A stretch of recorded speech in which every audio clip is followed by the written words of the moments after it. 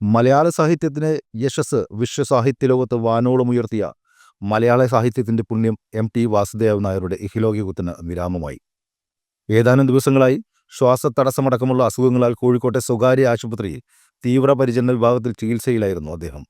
അല്പസമയം മുമ്പ് ഇഹലോകത്തോട് നിന്ന് വിടവാങ്ങി. ഇന്ന് രാവിലെ 11 ഹൃദയസ്തംഭനമുണ്ടായതിനെ തുടർന്ന് അതീവ ഗുരുതരാവസ്ഥയിലായിരുന്നു. തുടർന്ന് പ്രത്യേക വിദഗ്ധരടങ്ങിയ മെഡിക്കൽ സംഘം മരണം പ്രഖ്യാപിക്കുകയായിരുന്നു.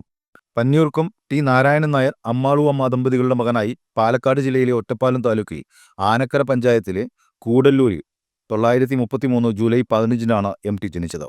മുഴുവൻ പേര് മാടത്ത് തെക്കേപ്പാട്ട് വാസുദേവൻ നായർ. എന്നാൽ മലയാളിക്ക് ഇദ്ദേഹം വെറും 2 അക്ഷരം ടി എന്ന ചുരുക്കപ്പേരിലാണ് തിരിച്ചറിയുക.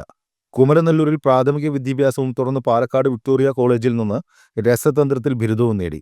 57-ൽ മാതൃഭൂമി ആഴ്ചപ്പതിപ്പിന്റെ സബ് എഡിറ്ററായി. പാതിരാവും പകൽ വെളിച്ചവുമാണ് ആദ്യ നോവൽ.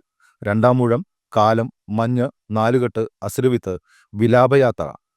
പി മുഹമ്മദുമായി ചേർന്നെഴുതിയ അറബിപ്പൊന്ന്, തുടർന്ന് നിരവധി പുസ്തകങ്ങൾ. മലയാള സാഹിത്യത്തിലും ചലച്ചിത്ര രംഗത്തും തനതായി വ്യക്തിമുദ്ര പതിപ്പിച്ച അപൂർവങ്ങളിൽ അപൂർവമായ വ്യക്തിയായാണ് ടിയെ വിലയിരുത്തുന്നത്. 63-64 ആദ്യമായി മുറപ്പെണ്ണ് എന്ന സിനിമയ്ക്ക് തിരക്കഥ എഴുതി. തുടർന്ന് ബന്ധനം, കടവ്, നിർമാല്യം, ഒരു വടക്കൻ വീരഗാഥ, പഞ്ചാഗ്നി, വൈശാലി, നഗക്ഷതങ്ങൾ, നഗരമേ നന്ദി തുടങ്ങി നിരവധി ചലച്ചിത്രങ്ങൾ. മികച്ച തിരക്കഥയ്ക്കുള്ള കേരള സംസ്ഥാന ചലച്ചിത്ര പുരസ്കാരം നിരവധി തവണ ലഭിച്ചു. നിർമാല്യത്തിന് 73-ൽ മികച്ച ചലച്ചിത്രത്തിനുള്ള ദേശീയ പുരസ്കാരം. ഒരു വടക്കൻ വീരഗാഥ, കടവ്, സതയം, പരിണയം എന്നീ ചലച്ചിത്രങ്ങൾക്കും ദേശീയ പുരസ്കാരം. തുഞ്ചൻ സ്മാരക സമിതി ചെയർമാനുമായിരുന്നു. ഇപ്പോൾ രക്ഷാധികാരിയാണ്.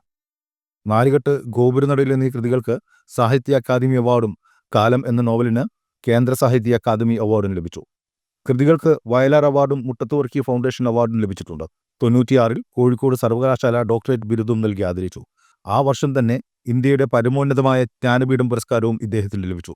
2013 ഓഗസ്റ്റ് 23-ന് കേന്ദ്ര സാഹിത്യ അക്കാദമി ഫെലോഷിപ്പ് നൽകി ആദരിച്ചു. Enlight media, Kochi.